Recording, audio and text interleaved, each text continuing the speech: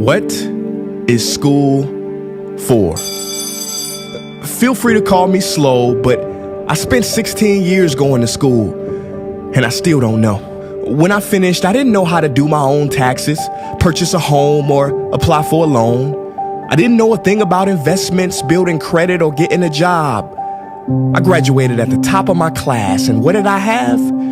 This fancy diploma to sit at home with my mom. But luckily, they did teach me some important skills like factoring trinomials and how mitochondria is the powerhouse of the cell. I'm so happy I remember the Pythagorean theorem, because it helped me a lot.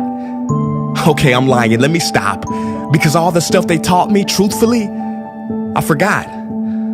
Mom, remember when you would ask me, what did you learn in school today? And I would say, nothing much.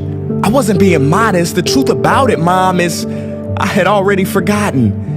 And it's not just me. Millions of students sing the same song. How many of you guys avoid eye contact with the teacher to try not to get caught upon? Afraid to raise your hand for fear of being wrong, which proves that school isn't an environment for learning or building up the intellect. It's just a game you play for grades and how many A's you can collect. But I guess what do you expect when the most commonly asked question in class is this gonna be on the test? Is this gonna be on the test? See, if school put learning instead of testing and memorizing as the top standard, then the letter F would not stand for failure. It would stand for find another answer. And if school was really interested in our personal and academic success, students would wake up later, have more freedom, and homework a lot less.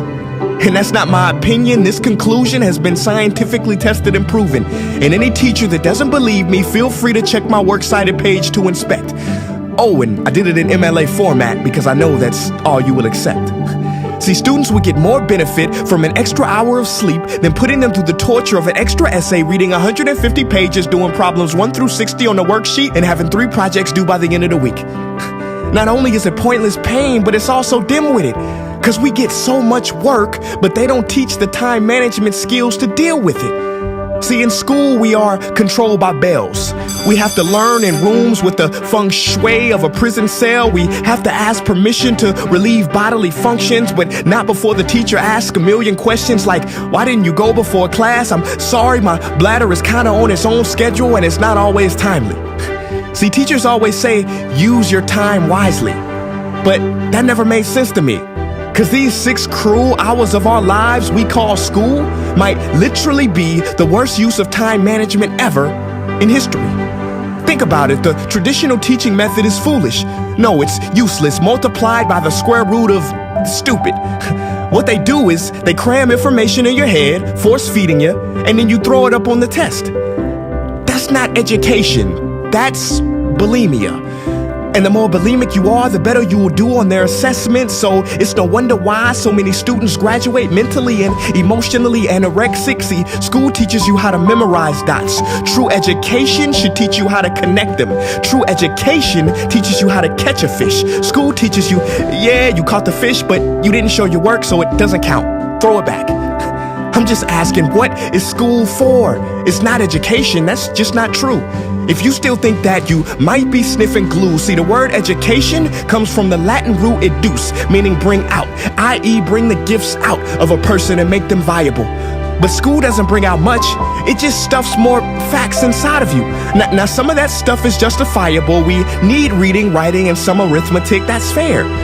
But are you telling me metamorphic and igneous rocks are more important than self-care?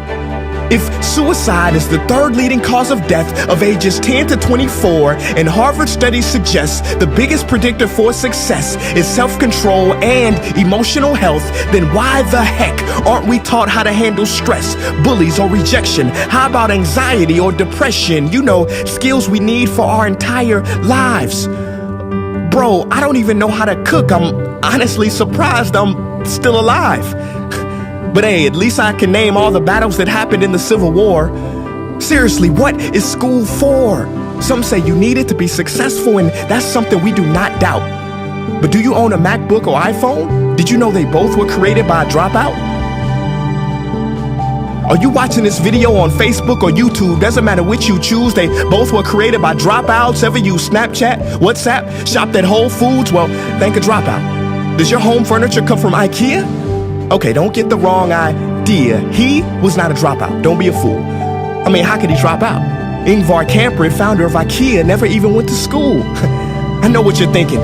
He's just picking and choosing. There's millions who didn't go to school that aren't successful. Who is he fooling? And you're right.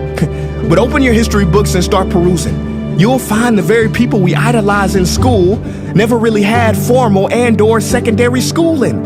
I'm talking George Washington, Abe Lincoln. America's best presidents had zero school between them. Ben Franklin, Thomas Edison, shall I proceed? Ernest Hemingway, Mark Twain, Teddy Roosevelt, Margaret Mead. Now please, I'm not saying drop out, because some schools are great and many teachers are rare treasures.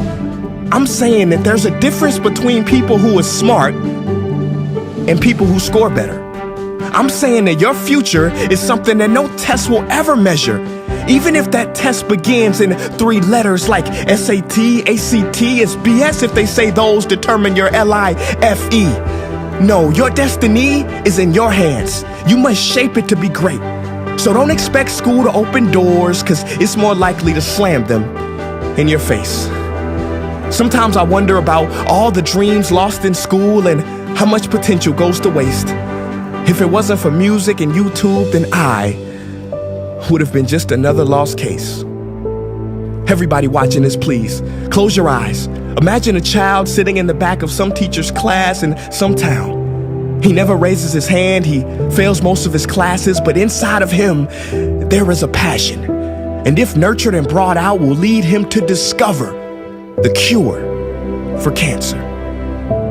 But you see, I'm afraid that that child's gift will never come out. He will never win the Nobel Prize award because in class he was ignored and his worth was judged only by his scores.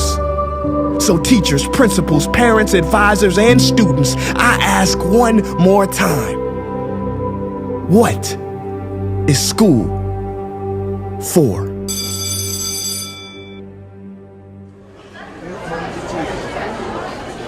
Hey guys, what's up? My name is Prince EA, and I want to thank you for watching that video. And now I just have one question left. What is school for?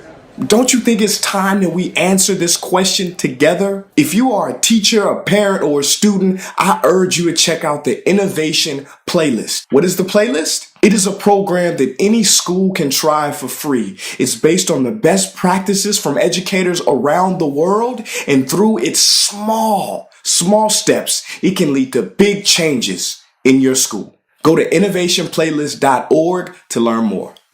Peace.